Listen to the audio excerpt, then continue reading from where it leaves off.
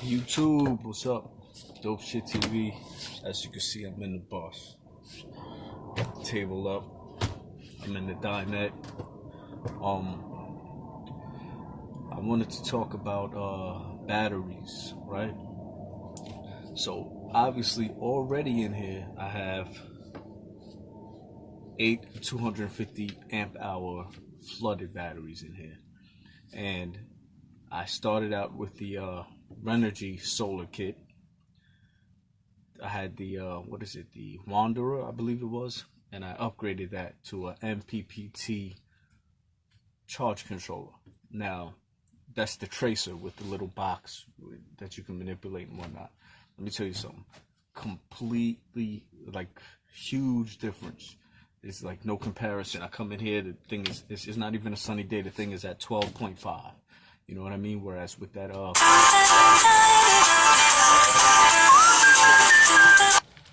with the Wanderer, it was like 12.1, 12.2.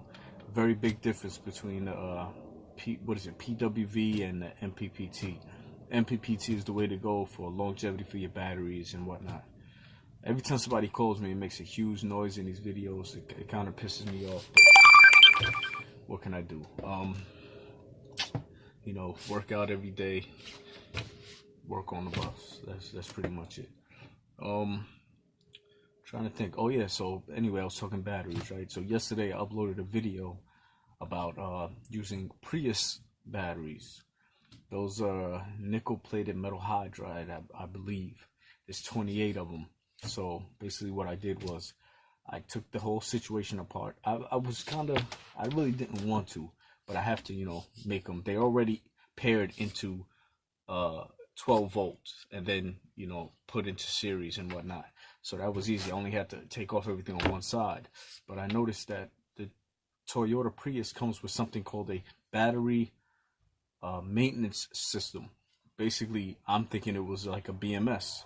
Now, I didn't use that. I took the batteries off separate because I wasn't sure how exactly that thing worked, but I've been doing some research on it, and I find that there's a negative and a positive for the power in for that battery pack that comes from the car and whatnot. And basically, I think it would have worked perfectly as a BMS. Now, the reason I didn't go with it is because I just couldn't find enough information on YouTube about the Toyota battery maintenance system. It's a pity though, but from what I understand, the metal halides, they kind of regulate themselves. Like you can max them out.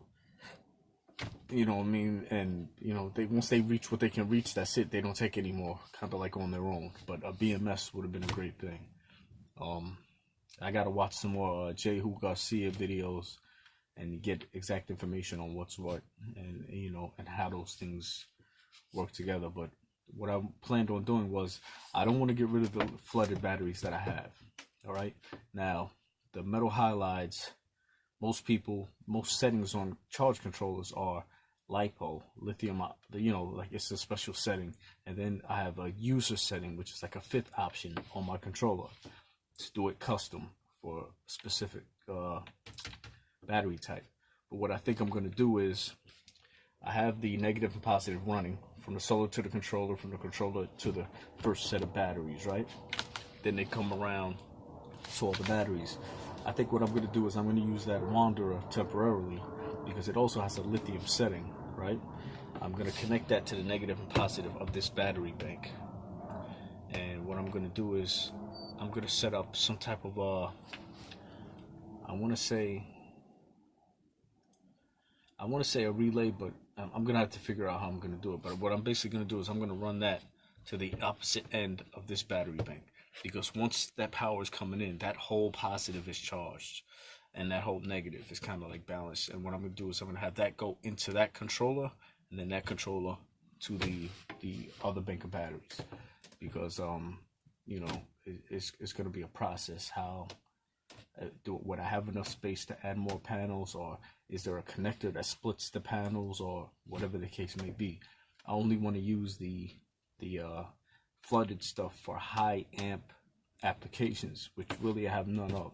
Then what I could do is I can run TV and all the 3 amp and 2 amp, all that little single stuff on the Prius batteries, and they'll probably never run out, and I should get a million cycles on them. I've also been looking at some lithium iron cells on the internet. They're like 100 amp hours each. They're 3.2 volt. You put 4 together and boom, you got 12 volts, 400 amps. Yeah, so, and I've been looking at some videos for that. Amazing. Like, people have been going crazy looking at these batteries, so that might be another thing. And then there's also the 18120s. One guy offered me like 50 or 60 of them for like $500, and they're 8 amp hours each. You know what I mean? So do the math. So that'll be a huge system. You know what I mean? So then it's like, if I get those, would I even need the lead acids? But the lead acids are good because each one is 250 amp hour draw off of them. That's a lot. You know what I mean? So it's like, I can kind of sacrifice those for the high amp output, and then there's 8 of them. You know what I mean? That's 2,000 amp hours, and then I could just have the other ones. The other ones are light. It wouldn't make a difference. Maybe I'll even take the flooded batteries, and I'll build some type of cradle on each side of the bus, so that it's underneath the bus and it's balanced. The weight isn't all messed up, and you know, they're out of the way. So then that'll leave me with 2 more compartments of space. Not that I really need them. You see, I got everything here, everything there. I got the whole bench seat back there. Yeah, that's another update, man.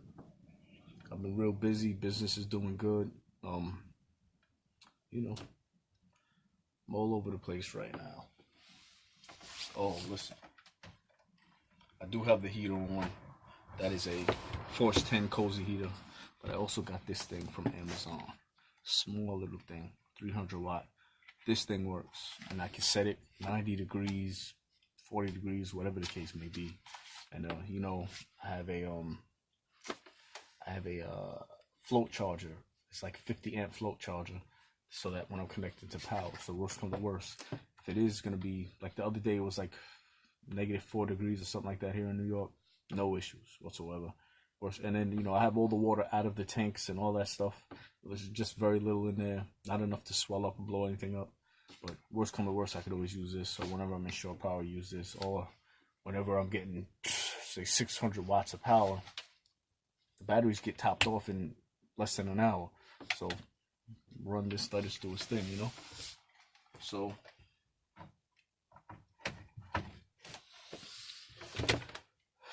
that's the update, man.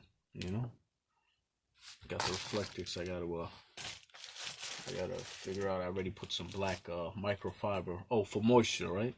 I figured out moisture. I don't really have a big moisture problem. I think right now I'm at 67%, 60 degrees in here. Got this thing going at like a quarter of the way. I didn't want it to heat up too fast. I was just gonna do this, set some stuff up and leave. Got a couple more toys for the bus, you know.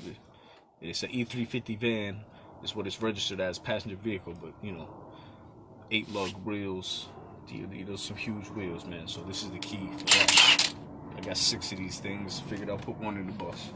I'm gonna figure out some type of decoration, because the microfiber takes care of any type of moisture. I haven't seen any, but it takes care of all of that. And yeah, man. Thinking about going on an adventure with this thing. A friend of mine out in Suffolk County, New York, on Long Island. He has a trailer. He needs to do some work too. I might go out there, help him. He works on the ferry, so we could jump on the ferry, go to Rhode Island, Connecticut, go wherever we want. He works there, so why not? Anyway, I gotta go to the studio and do some music production stuff for this guy. But Dope Shit TV.